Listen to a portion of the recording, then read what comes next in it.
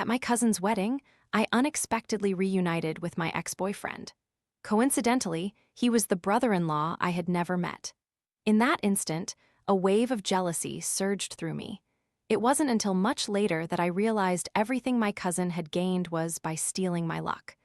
I swore then that I would reclaim everything her family had taken from me. Today was my cousin Clara's wedding. I sat at Uncle John's house, surrounded by guests in dazzling attire.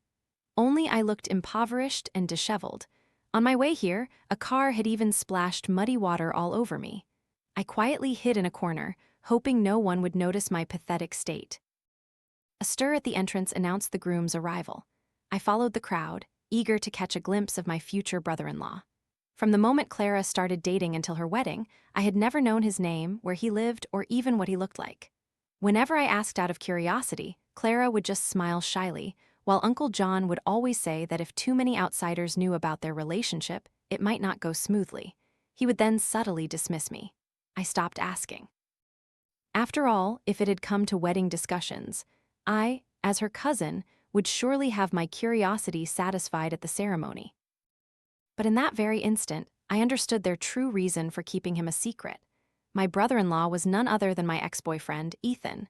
They must have known that Ethan and I used to be together. Was it to spare me pain, or were they afraid Ethan and I would rekindle our old flame? If it was the latter, I could only say they severely overestimated me. Ethan's father was a high-ranking official, and his mother was the director of the country's top dental hospital.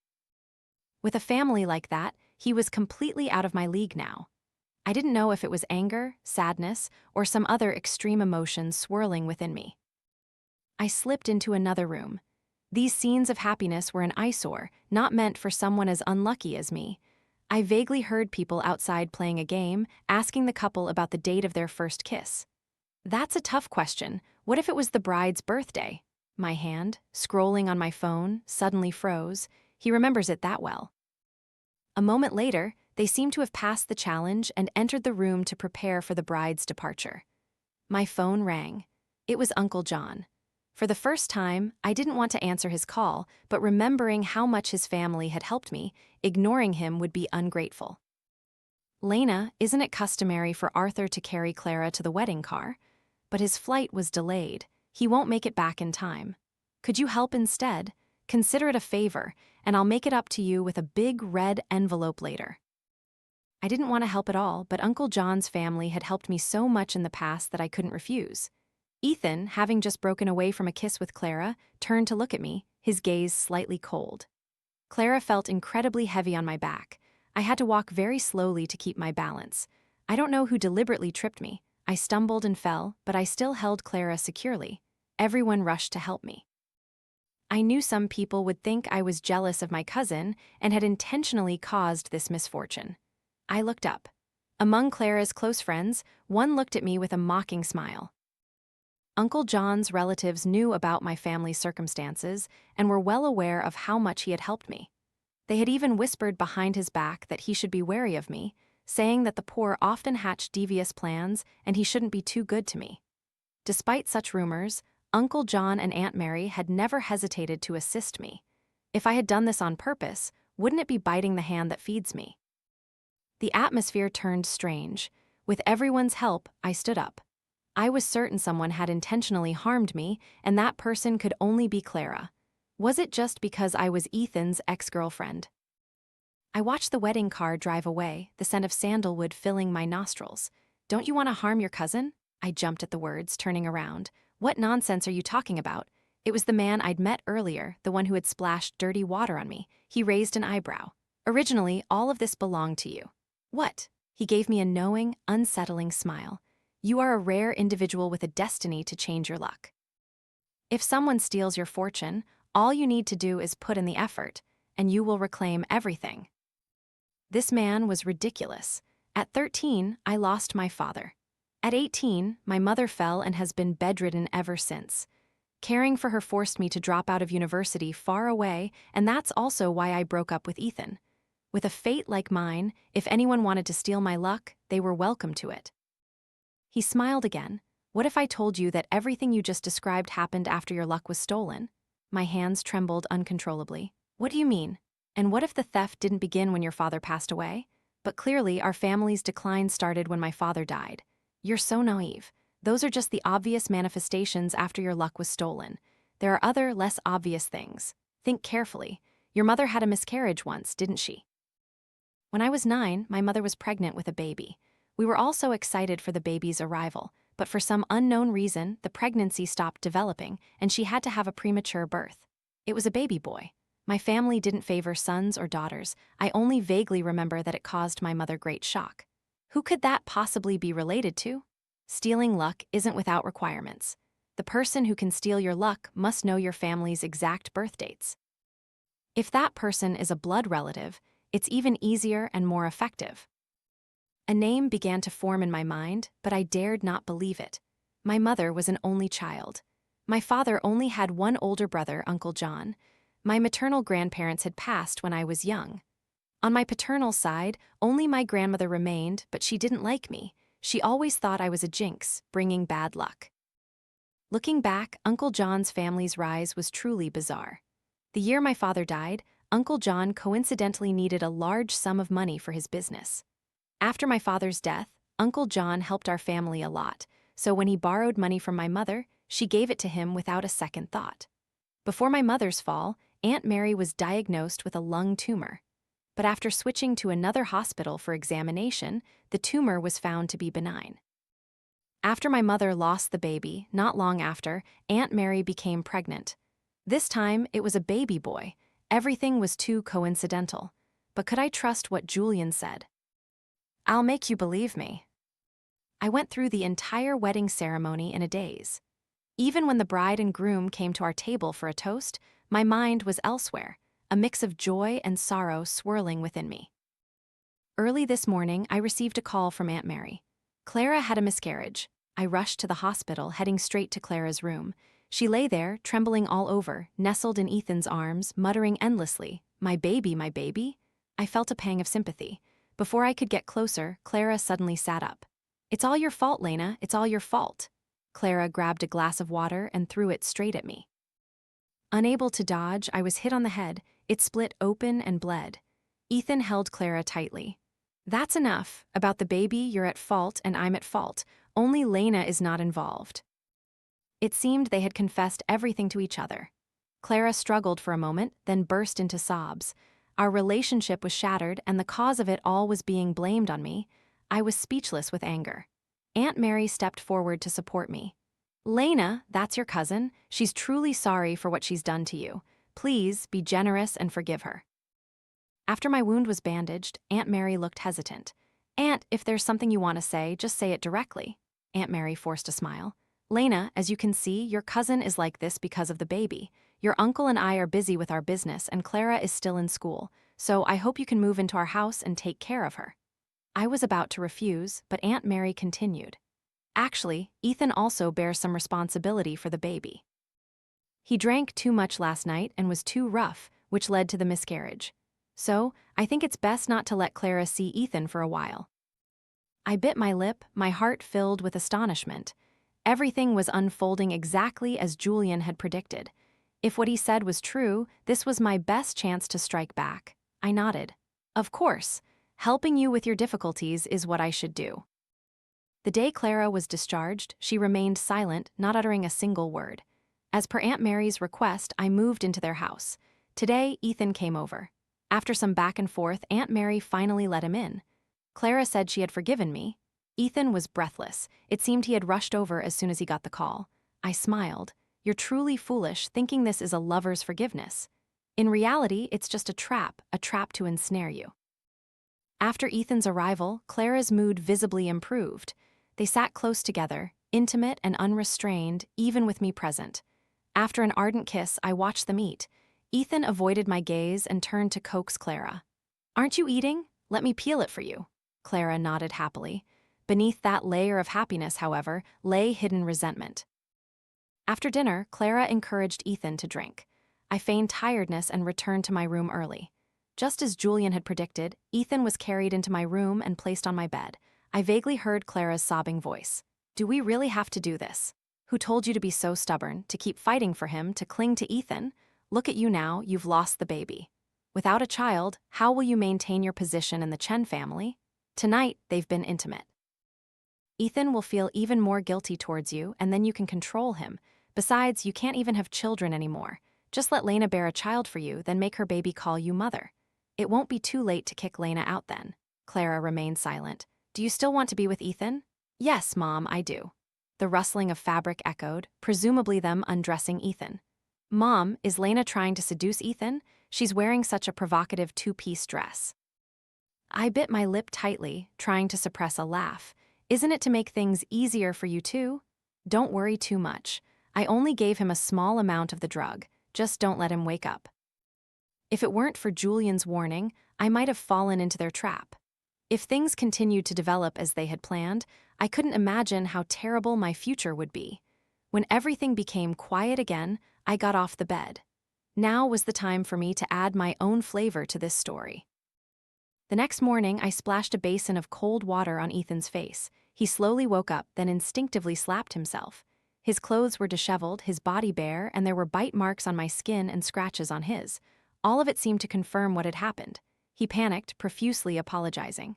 Sister-in-law, let's just pretend this never happened. Please, leave quickly. Don't let anyone misunderstand. Ethan climbed over the balcony to the next room. Before he left, he said remorsefully, Lena, I'll make it up to you. Just as dawn broke, Aunt Mary burst into my room without knocking. Lena, come down for breakfast. She pulled my blanket off, then froze. I stretched and yawned. Yes, Aunt Mary. Clara's eyes seemed to want to kill me. She appeared to be trying to pierce through my long-sleeved shirt and trousers, searching for any telltale marks on my body. After I stepped out of the room, Clara immediately yelled, Lena, do you know you're late for your period? As Ethan was serving soup, I glanced at him, my eyes briefly meeting his before looking away. I blushed and whispered, I've been so busy lately, I completely forgot. Clara's chest heaved with fury. My and Ethan's gestures in her eyes made her increasingly suspicious about what had truly happened between us last night. Although Clara desperately didn't want it to be true, unease enveloped her. Lena didn't do it on purpose. Don't be angry anymore, take care of your health. I shot Ethan a grateful look. This only infuriated Clara further. In her eyes, wasn't this an admission that Ethan and I had something going on? That was exactly the effect I wanted to achieve. I arranged to meet Julian. I believe everything you said now. He just smiled, offering no reply. Honestly, I was very curious as to why Julian was helping me. He was clearly the feng shui master the Chen family had hired to arrange their wedding room. I asked him directly, why are you helping me? Didn't I dirty your clothes that day? Consider it my compensation. Indeed, those with talent wield power. I must remind you of one thing. Whether it's having your luck stolen or turning your fate around, if you want to achieve your goal, you must act. Malicious thoughts alone won't get things done. Only when you truly commit malicious acts, regardless of success or failure, will fate side with you. This is true not only for them, but also for you. His words further confirmed that Uncle John's family was absolutely not innocent. After parting ways with Julian, I went to the hospital to visit my mother. She had fallen down the stairs and was only discovered after a long time. Doctors diagnosed her as being in a vegetative state. Seeing my mother lying in that hospital bed, I felt my world collapse. After Dad passed, Mom raised me alone. She was the only one I had left in the world. She always prepared late-night meals when I studied late and comforted me whenever my exam results weren't good, telling me, "Scores don't matter, my child. You are my greatest pride." When she knew I was dating Ethan, she smiled so happily. My daughter is all grown up now. But now, she just lay there, showing no joy, no anger, saying nothing to me. If she were to wake up and see her daughter like this, she would surely be heartbroken. Everything was Uncle John's family's fault. They stole our luck, then pretended to be kind and helpful. In reality, they only wanted to keep me close to continue siphoning off my fortune. How despicable. I would make them pay. Arthur returned, and Uncle John wanted to throw a welcome-back party. This time, Aunt Mary invited me too. As soon as I walked in, I understood why. Another man was sitting there, a department manager at Uncle John's company. His slicked-back, greasy hair made him look even more unappealing. Aunt Mary pulled me over, smiling brightly. "Lena, you're grown up now, you should start thinking about your future. This is Michael, an employee at your uncle's company." "Why don't you two get to know each other?" I inwardly scoffed. Michael, I'm being generous just by calling him by his full name. How can you catch a tiger cub without entering the tiger's den? If he worked for Uncle John's company, he might be useful to my plan. I exchanged contact information with him. His prying gaze made me uncomfortable. I waited a week, but Ethan still hadn't shown up. I excused myself to the restroom, but in reality, I waited for him at the door. When Ethan handed his car keys to the hotel staff, I approached. "Brother-in-law, is there something you need?" His voice was slightly apologetic. "Lena, if you need anything, just tell me. I'll help you, I'm your brother-in-law." "What difference does that make? You just want to compensate me." I looked him straight in the eyes, my own eyes a little red. "If you want me to live a better life, you shouldn't come looking for me." Ethan started to reach out to place a hand on my shoulder, but hesitated, then let it drop. I abruptly hugged him. "Ethan, just let me hold you for a moment, just a moment." His shoulder warmed. I released him immediately. "Ethan, what happened before or what happened that night? I hope you can forget it. From now on, we are just sister-in-law and brother-in-law." I quickly ran towards my home. Ethan yelled after me, "My memories can't be changed by anyone, Lena. If you want to get married, don't choose that Michael guy. He's not a good choice." I stopped, replying coldly, "7 years ago, the only person I wanted to marry was you." For many years, I worked as an accountant in a small company. This morning, when I entered the office, a few colleagues were giggling and I didn't understand why. As soon as I sat down, a close colleague, Lily, came over. "Sister Lena, I've taken it down." But she handed me a photo. In the picture, a man and a woman, completely naked, were entangled. The image was incredibly offensive. On another A4 paper, in large, bold red letters, it was written, "Lena is a homewrecker, stealing another's husband." The story was so detailed that anyone who saw it would believe it. How to swindle money from others, how to be arrogant and domineering. I gave a faint, bitter laugh. Clara, she truly stops at nothing. I was certain I had never taken such pictures, but I couldn't stand the public's curiosity about such topics. Even though the photos didn't explicitly identify the cheating partner, in the eyes of those who saw it, I was certainly the one who did it. Before I could even pull out my phone to take a picture, my boss's secretary called me over. "Mr. Vance wants to see me? What for?" "What are you asking for? Your private life is indecent and affects the company's image." "General manager, it's not what you think." Mr. Vance waved his hand. "I don't care, go home today." I immediately called the police, crying and explaining my situation. I don't even have a boyfriend, yet someone took pictures of me in bed with another man. Someone must have drugged and assaulted me. The police collected evidence and copied the surveillance camera footage at the company. Before leaving, a female officer comforted me, "We'll investigate this quickly." 2 days later, I took a short vacation. Life had stretched me taut like a bowstring, but now, for the first time, I felt myself relax. My phone rang. It was a call from the police. The person who posted the photos had been caught. It was Mr. Wang from the purchasing department. He admitted that he had edited the photos and posted them at the company entrance, claiming it was a misunderstanding on his part. He sat there, full of remorse. Looking at the pained expression on his face, my heart remained unmoved. "Mr. Wang, you defamed me. I can absolutely sue you in criminal court. You might not spend a long time in prison, but it will definitely leave a criminal record." He held his head, sobbing. "I have a daughter at home. Later, she'll need to find a job. Please think of her a little."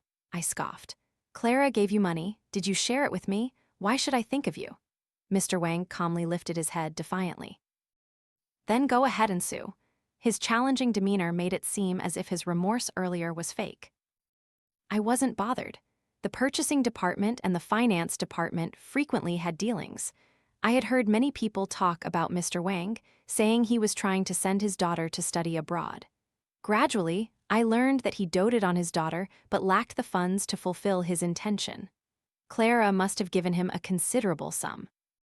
I went online to the forums of his daughter's university and posted an article with the title, "This female student's father defames a female company employee with explicit photos."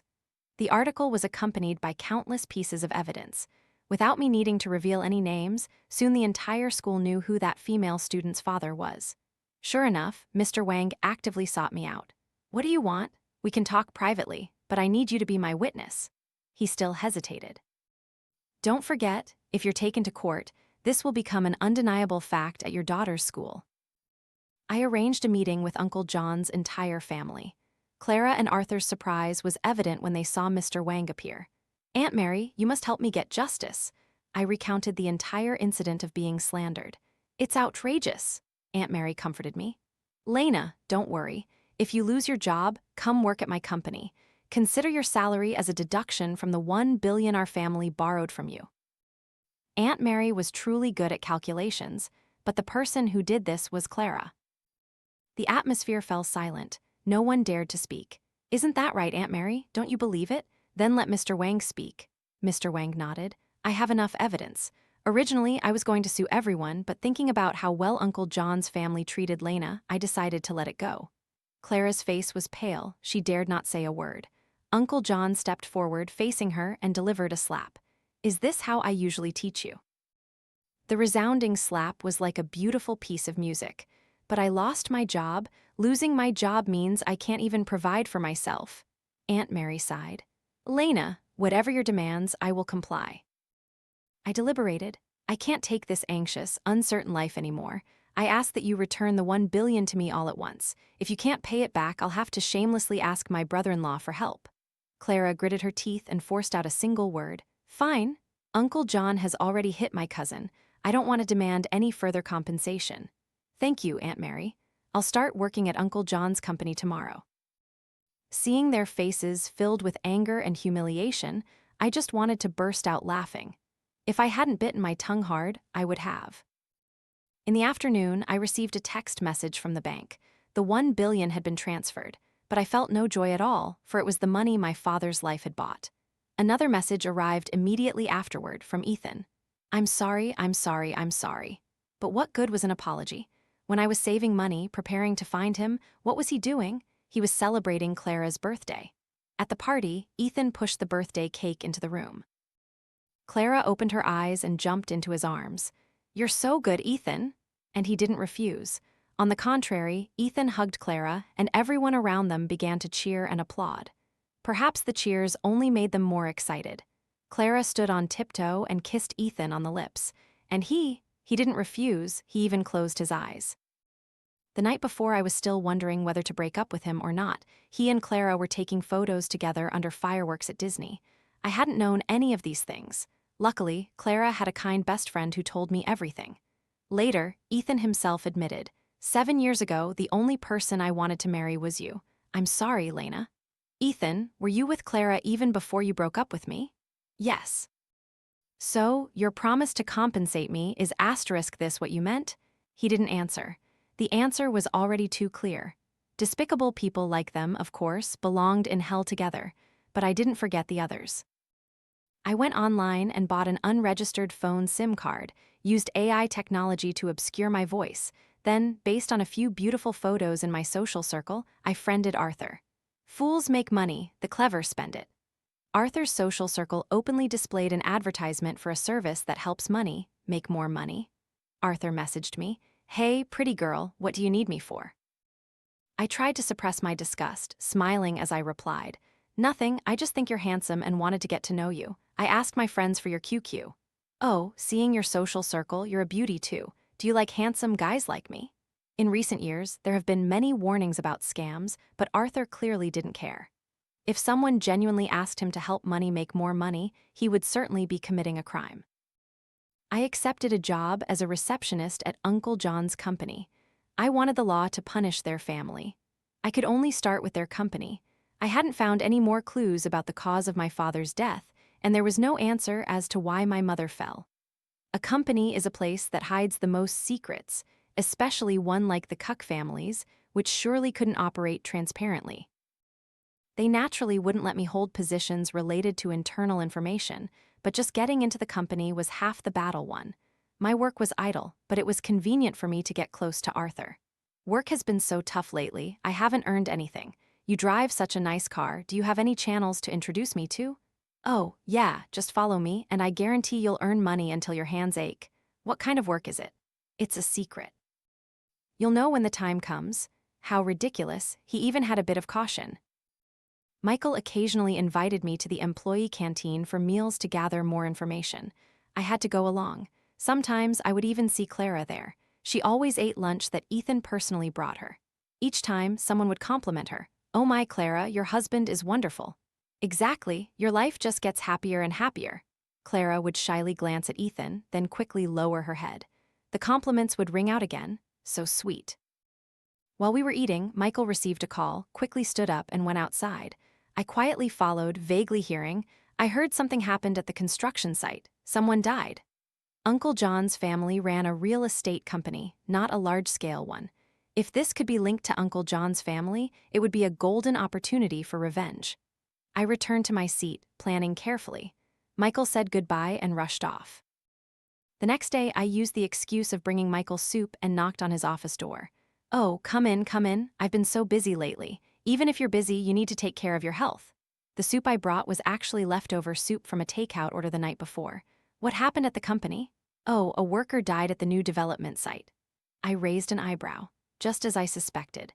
A real estate project from groundbreaking to sale often encounters many problems. Worker deaths at construction sites are not uncommon. This isn't hard to solve, is it? Doesn't the company have money? Just compensate them as usual. Michael gave a faint smile. It's not that simple. He was right. They had even dragged their feet on repaying the money they borrowed from my family. They definitely wouldn't fully pay this compensation either. While Michael was out, I found the construction site manager's phone number. "Hello, I'm a relative of the worker who died at the construction site. 10 million in compensation is not enough." I hung up, thinking about how a human life was only worth 10 million. It felt truly unsettling, but it was clear that this incident wouldn't easily incriminate the Cuck family. When I entered the tea room, I coincidentally overheard a few colleagues gossiping. I heard this time the worker died because of feng shui piling. I froze, standing outside the door. How could that be? That's the fourth person to fall into a cement pit. I sought out Julian, hoping he could discern something. At the construction site, Julian observed for a while, then sighed. There truly is a problem. My heart was both horrified and filled with a new plan. "How have you been lately?" The night wind rustled Julian's hair, making him look a bit younger, lessening the sternness of his traditional Chinese suit. With a goal, life has more motivation. Julian patted my shoulder. "Your future will be better." I took a day off to go to the neighboring city for a health check, and while I was there, I fabricated a 3-month pregnancy test report. The time had come to give Clara an answer to the unresolved doubts in her heart. Many people at the company knew I was her cousin suspected of seducing her husband. Of course, some would follow me on her behalf. Thanks to them, I also had the best informants.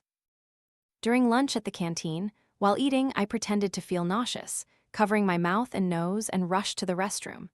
Someone asked concernedly, and I just replied that my stomach hadn't been well lately. While working, I secretly slipped into the restroom, leaving behind a pregnancy test stick with 2 clear lines. I deliberately left my handbag on my desk and went to the restroom. When I returned, my fake pregnancy test report had indeed disappeared. These past few days, every time Clara saw me, she looked uncomfortable. She, of course, knew whose baby it was. I was waiting for her to make her move, but it wasn't enough to provoke her yet. I went to Ethan and told him the news that I was pregnant. He stood frozen like a statue for 3 seconds, then his voice softened. "Lena, this baby. It can't be kept. It's a mistake." I, of course, knew that, but I didn't say anything, which made Ethan grip my hand and say, "Lena, I will compensate you." Compensate? To this day, I only remember him promising that 3 times, but he's never delivered on anything. I pretended to be aggrieved and nodded in agreement. When Uncle John invited me to dinner, I again pretended to feel nauseous. "Lena, what's wrong?" Aunt Mary looked surprised. I again used the excuse of a bad stomach, but Aunt Mary seemed very eager for me to have a child. "Lena, tell Aunt Mary the truth. Are you pregnant?" I lowered my head, looking wronged, neither admitting nor denying. Aunt Mary continued to persuade me. Ethan and Clara also tried hard to intervene. "Aunt, Mom, you're misunderstanding." Aunt Mary cut Clara off. "Clara, you're Lena's cousin. You should care more about her. How could she be pregnant and you not notice? Your mother has already lost 1 grandchild." That statement was clearly not about caring for me, but reminding Clara that she could no longer have children. Under Aunt Mary's persuasion, I admitted that I was pregnant, but when asked about the baby's father, I remained silent. Aunt Mary sighed. "Lena, just give birth to the baby. Your uncle and I will treat it as our own grandchild." I nodded. "This baby, I won't be giving birth to it. In a few months, it will be intentionally pushed, miscarried, and then it will take root in Clara's womb. That's how luck is stolen. Aunt Mary deliberately told Ethan to drive me home. On the way, he frowned. This baby, do you really want to keep it? Tears welled up in my eyes. Ethan, do you really think they don't know about us? Ethan looked flustered, his hands trembling on the steering wheel. What do you mean by that? I just heard Aunt Mary tell my cousin that she can't have children anymore. That night, a furious knocking echoed at the door. I opened it, and before my eyes was Clara's deranged face. Lena, do you want to die? She lunged at me with scissors more frantically than I expected. I tried to dodge but was still stabbed. I said, my voice trembling, don't come any closer or I'll call the police. But Clara was deaf to reason. Who told you to steal Ethan from me? I threw a pillow at her, screaming, Clara, do you know why Ethan was in my bed? Do you know how desperate I was then, hearing your voices but unable to struggle? Clara froze for a few seconds, then gritted her teeth. I should have given you more drugs if I had known this. If my mother hadn't been afraid of you getting suspicious, none of this would have happened today. She became even more frantic. I took the opportunity to run into my room and call the police, but Clara had unusual strength, and my door couldn't be locked. Soon she burst in, scissors in hand, stabbing wildly at me. Her eyes were bloodshot. I couldn't dodge, she pinned me down. I struggled with all my might to hold her hands, and in the struggle I prolonged the time. Ethan loves you so much, aren't you thinking about him? If you stab me, you two will never be able to go back. She froze, her grip loosening, but she still sat on top of me. Let's keep it this way, the effect will be better. Suddenly, she pressed the scissors against my neck. You and Ethan, what exactly did you do that night? Police sirens wailed outside. Blood began to trickle from my neck. I shook my head. Nothing. She closed her eyes in agony. When she opened them, I reached down and touched my stomach. But I'm pregnant. Who do you think he'll believe? Clara became agitated, raising the scissors, about to stab down. The door burst open, the sound of scissors plunging into flesh. Clara was arrested, and I was in the hospital. To complete my final revenge plan, I sent an anonymous complaint about Arthur to the public security authorities for illegal fundraising. At the same time, I contacted other victims. After providing them with Arthur's personal information, I left the chat group. By now, Uncle John's family must be in utter chaos. I scrolled through my phone listlessly when I happened to see a video that was attracting a large number of likes. LX Chip Company, 4 deaths in half a month, suspected to be related to feng shui piling. The comments section was indeed very lively. I work at this company. I heard the boss did it to ensure smooth home sales. Truly heartless. My husband also died there. A human life only worth 100 million. These pieces of information were all added by me and sent anonymously to the media. Even though feng shui piling is a feudal superstition, who isn't afraid of public opinion? The scandal was sure to explode. The police came to me for a statement. I clearly explained everything, even adding, if needed, both my living room and bedroom have surveillance cameras. You can check them. At the station, I overheard a few officers discussing the case. The person who just came to report said her husband was murdered. Isn't this case related to feng shui piling? Isn't that superstition? But if it's intentional murder, that's a different story. I tightly squeezed my numb arm, smiling faintly. Clara was temporarily detained for intentional assault. Arthur was also arrested for illegal fundraising. As for Uncle John and Aunt Mary, there's no wall that wind cannot penetrate. Even though they deliberately concealed the truth, the fact that the construction site manager had killed people under their orders was exposed. They are still in temporary detention now. They even expected me to hire lawyers for them. What a joke. I spoke up. Uncle John, do you know how my father died? Surprise flickered across their faces for a brief moment. Wasn't it a car accident? At the mention of my father, my heart felt constricted. My father should have always been by my side, but because of these two, he had to leave. Still not going to talk even now? They began to fidget, Uncle John's left hand gripping his right. And how did my mother fall? How did Aunt Mary's illness heal so quickly? I think you two know better than anyone. They looked at each other, not answering. I decided to speak for myself. How is it that no one in your entire family escaped prison? They suddenly realized, pointing at me. You. What if they know? I didn't falsely accuse, nor did I personally act. The ones who did all the evil deeds were yourselves. Uncle John gradually lost control, shouting, How did your father die, you ask? I'll tell you. I bribed the foreman. All it took was driving to cause an accident. 20 million was enough for a lot of people to be willing to do it for me. You fool, the 100 million from your father's life easily ended up in our pockets. And your mother? Why has she been bedridden for so long? Just let her take this secret to her grave. I left the meeting room and handed the audio recording to the police. I wanted to report them for intentional murder. Leaving the police station, I went to the hospital. Everything had been revealed, but my heart felt no relief. Arthur had a clear criminal record. Uncle John and Aunt Mary, after years in business, surely weren't clean. Only for Clara had I not found a justifiable reason to send her to prison, so I deliberately provoked her until she attacked me. Before meeting Uncle John, I had visited my mother. She looked very frail. Only when she saw me did a flash of alertness appear in her eyes. When she knew I had discovered everything, she just sat still, unwilling to answer me. I tightly held my mother's hand. Mom, everything is over now, but I'm truly exhausted. I should have had a happy family, but because of this thing called stealing luck, I've become like this. My tears fell onto my mother's hand. Suddenly, I felt my mother's hand move. I looked down at her trembling hand and quickly pressed the call button for the doctor.